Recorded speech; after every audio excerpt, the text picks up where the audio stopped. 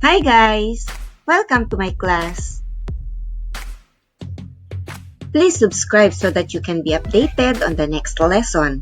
Then like and share so that you can help other students. Our topic for today is about place value through thousands. You are going to learn it here the easy way. But before we proceed to our main lesson, let us discuss something about your health and cell phones. We all know that mobile phones are very helpful to all of us and it makes our life easier. Much easier. We can send messages to our family and friends in just a matter of seconds, even if they are on the other side of the world. But I would like to remind you guys, mobile phone emits high level of radiation. I have a student who is always playing Mobile Legends after her classes.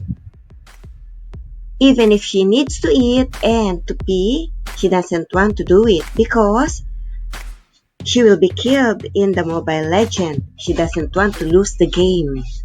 She is missing her meals and forgot to go to the bathroom to pass her urine. Do you know what happened to her? She suffered from stomach aches due to ulcer and she got urinary tract infection. She doesn't have that before, but she gave it to herself because of giving too much time in mobile phones. Who among you guys is eating in front of mobile phones? Don't do this to yourself. Take care of your health. Please do not use mobile phones to damage your health, but instead, use it for your own advantage. The main objective of our lesson is to read and write decimals in standard form, expanded form, and word form.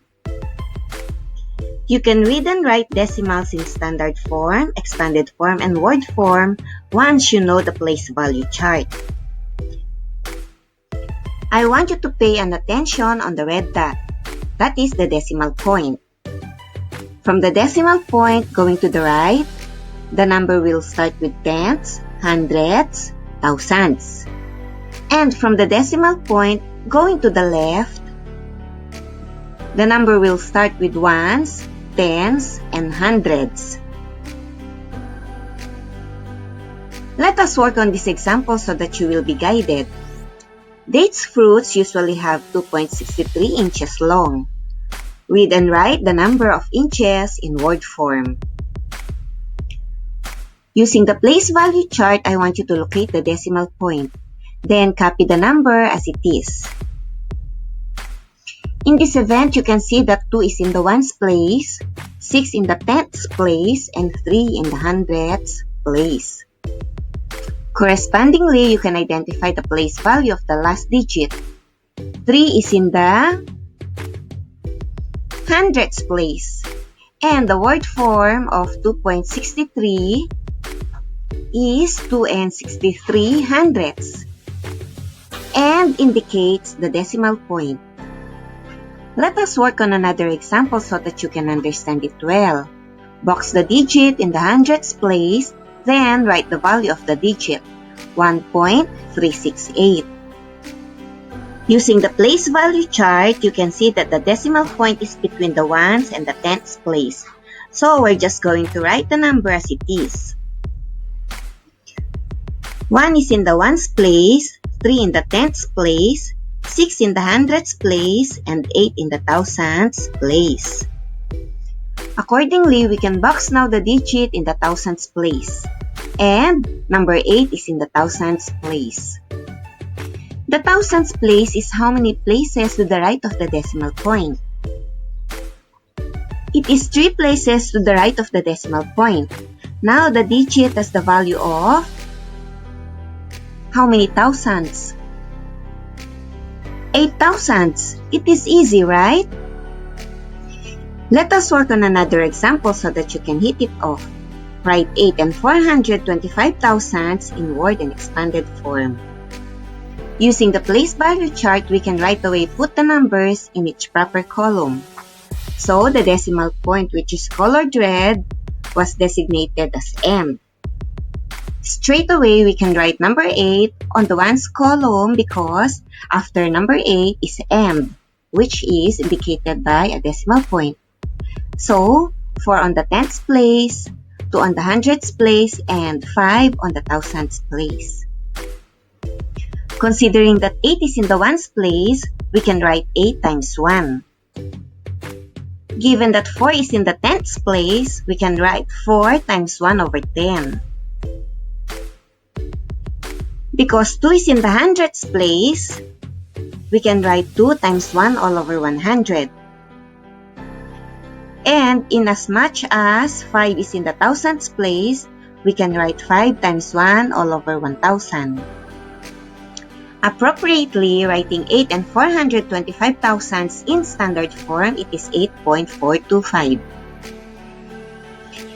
And 8.425 in expanded form is 8 times 1 plus 4 times 1 all over 10 plus 2 times 1 all over 100 plus 5 times 1 all over 1000. Right off, you know now how to write the standard form, expanded form, and the word form. 8 and 425 thousandths. Let us practice more example. Circle the digit in the hundredths place. 4.097. Just remember the place value after the decimal point. It is tenths, hundredths, and thousandths. Therefore, the second number is the hundredths place, which is 9. What about the thousandths place? The digit in the thousandths place is 7. It is easy, right? Let us work on this example so that everything will be clear to you. Write in standard form. 3 and 91 hundredths. The answer is 3.91. What about number 2? 4 times 1 plus 3 times 1 all over 10 plus 2 times 1 all over 100 plus 7 times 1 all over 1000. What is the standard form of this one? The standard form of number 2 is 4.327. To wrap it up, just remember, whenever you are required to read and write the number in word form, put it first in the standard form or place value chart. And you can right away identify how to put it in word form. Similarly, when the question is writing in expanded form, just remember the number in the ones place, you're going to multiply it by 1. The number in the tenths place, you're going to multiply it by 1 over 10. The number in the hundredths place, you're going to multiply it by 1 over 100. And the number in the thousandths place, you're going to multiply it by 1 all over 1000. Then, you are going to add all of these numbers to show the expanded form. It's easy, right? Now guys, let us continue our discussion regarding mobile phones. Do you know that it also hinders sleeps? The blue light emitted by screens on cell phones restrain the production of melatonin. This melatonin is the hormone that controls your sleep. Reducing the melatonin makes it harder to fall and stay asleep. So guys, the best way to protect our brain is to reduce the amount of verbal communications we have in our phone. Always remember, cell phones expose us to a great deal of radiation. So there are a lot of risk with regards to our health.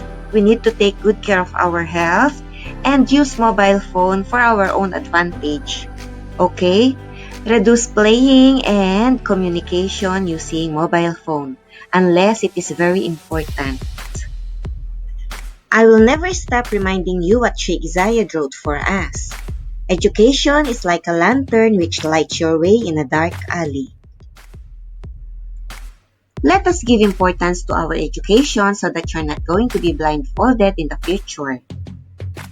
Whenever you have confusion on some part of the lesson, I want you to go back. Revise it again, step by step, closely, carefully, slowly.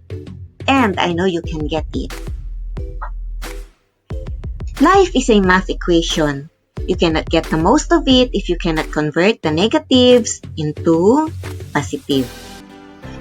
I want you to score high in math, be wise and healthy. Okay? Till next math lesson. Be safe. Bye-bye.